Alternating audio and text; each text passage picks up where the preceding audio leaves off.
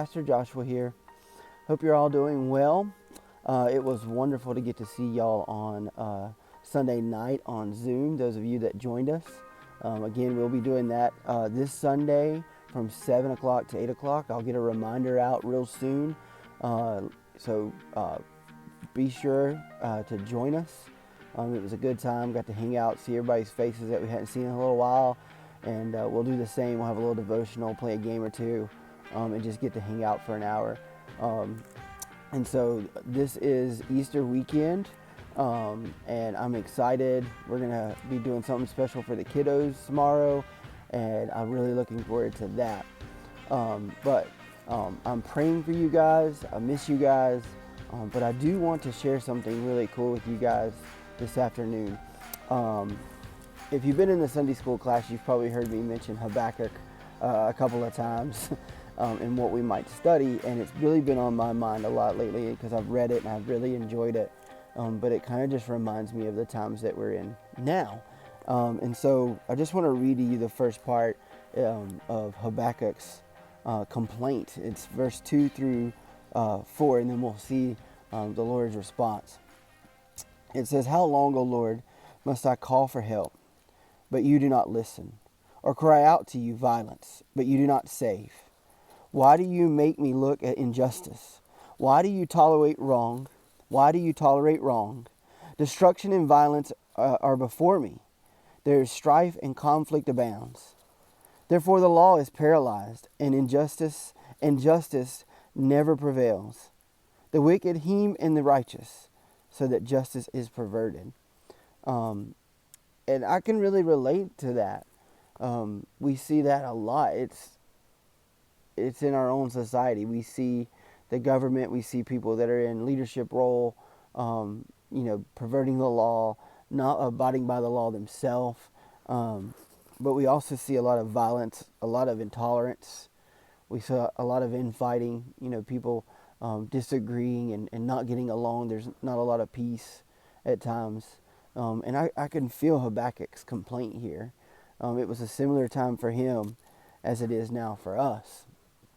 But in verse 5, the Lord responds and says, "Look at the nations and watch and be utterly amazed. For I'm going to do something in your days that you would not believe even if you were told." And to think that that's God's response, that he says, you just need to be patient and you just need to wait and watch and see what I'm going to do. And he even goes on to tell Habakkuk that he's going to use the Babylonians, this evil nation, to do God's work. And of course, Habakkuk didn't understand that. Habakkuk didn't like that. He's like, really, you're gonna use something like that? And it just makes me think about this virus that's going around. How can God use something like this? And I see it. He's using it to unite us. He's using it to bring us together. He's using it to bring families closer to one another. Families are home now, and we're not running around in the hustle and bustle of things. I've noticed that with my own family. We spend more time at the dining room table than we ever have before. We spend more time playing board games and card games together than we ever have before. And it's because we're almost forced to. But it's been really good. It's been really good to spend time with one another in depth like we have. And I think that's what God's plan is right now, is for us to have a little bit of a social reset. To say, look, you need to slow down some. We get so caught up in the convenience of things. Church is convenient. It's online. You can tithe online. You can watch online. You can worship online.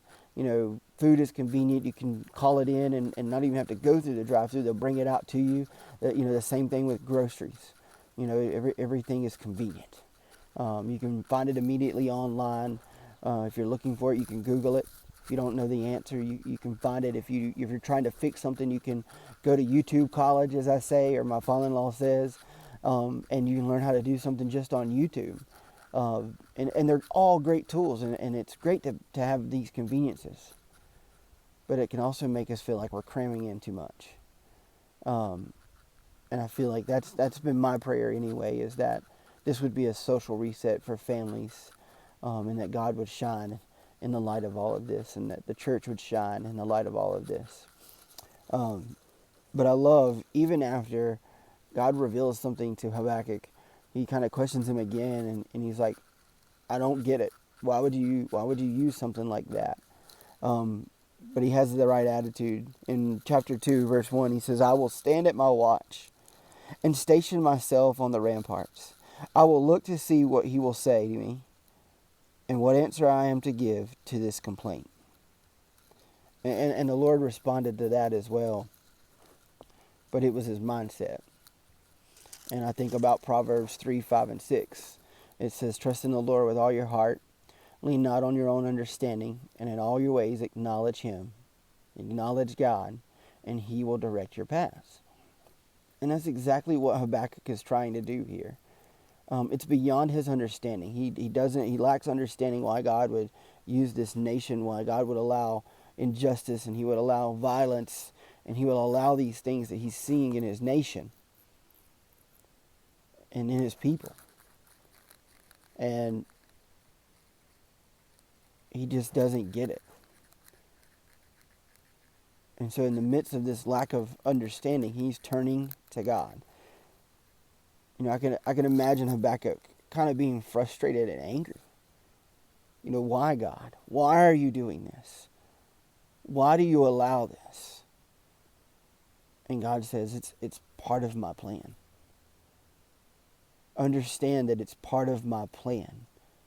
That I'm not agreeing with, and God's not condoning all these evil things. He's not condoning this virus that's going around, but God's going to use it. God's going to use it to his benefit, to our benefit. But I love that Habakkuk makes the effort to, one, turn to God, and then two, to trust him. Because he doesn't understand. He doesn't get it. And then finally, I think about his last thing. He says, I'm going to stand and watch. He exhibits patience. And we lack that sometimes, myself included. We've come so accustomed to the convenience side of things that we want it now. We want answers now. We want what we want now. We don't want to wait. And that's hard. And it's frustrating. It makes things even more frustrating when we don't get what we want. But Habakkuk exhibits patience. He says, okay, I'm going to wait and I'm going to watch. And then I love in chapter 3 his final prayer. The end of his prayer. Chapter 3 is basically his prayer. Verse 17 says, though the fig tree does not bud, and there are no grapes on the vines, though the olive crop fails and the fields produce no food, though there are no sheep in the pen and no cattle in the stalls, yet I will rejoice in the Lord. I will be joyful in God, my Savior. And so his final thing and final thought is just to acknowledge God and say, even though there's so much bad, even though there's no food, there's no animals, there's no provision, there's nothing right now, I'm still going to rejoice in God. I'm still going to focus on God. I'm still going to give my attention to God. I'm still going to acknowledge what God's doing. He's still my Savior. He's still my provider. He's still the one in charge. He's still the one in control. And I love that response. And I want to encourage you that be your response as well. That no matter what's going on, what struggle, storm, or pain that you're dealing with or going through, that in the midst of that, you would be like Habakkuk. You'd say, God, I don't understand it. I don't get it. I don't know what you're doing. I don't know how you plan to use this, but I know that you're in charge.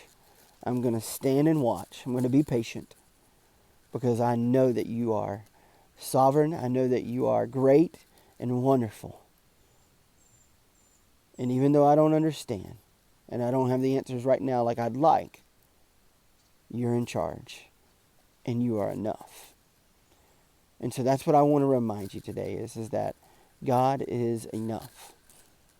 We are at home. We're not getting to go do the things that we're used to.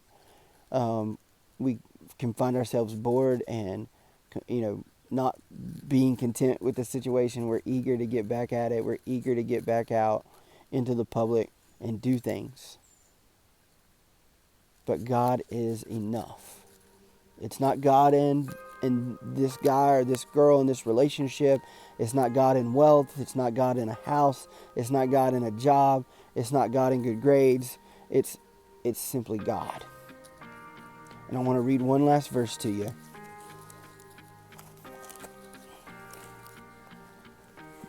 It's 2 Corinthians, and it's chapter 12, verse 9. And Paul is the one writing this. He says, God spoke to him and says, my grace is sufficient for you, for my power is made perfect in weakness. And then this is Paul's proclamation, and I want it to be our proclamation as well. Therefore, I will boast all the more gladly about my weaknesses, so that Christ's power may rest on me. Right now, we're pretty weak.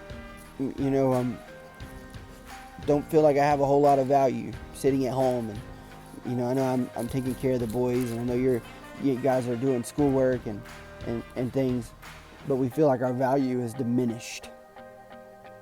We feel weak. Boast in your weakness, because that's where God's strength is. Guys, I love you. I miss you. I hope that you're doing well. Send me any prayer requests that you might have. Give me a call just to chat. Again, we're looking forward to the day that we can be back at Mountain View Church. I hope you guys have a great Easter Sunday and enjoy service together with your family. Bye.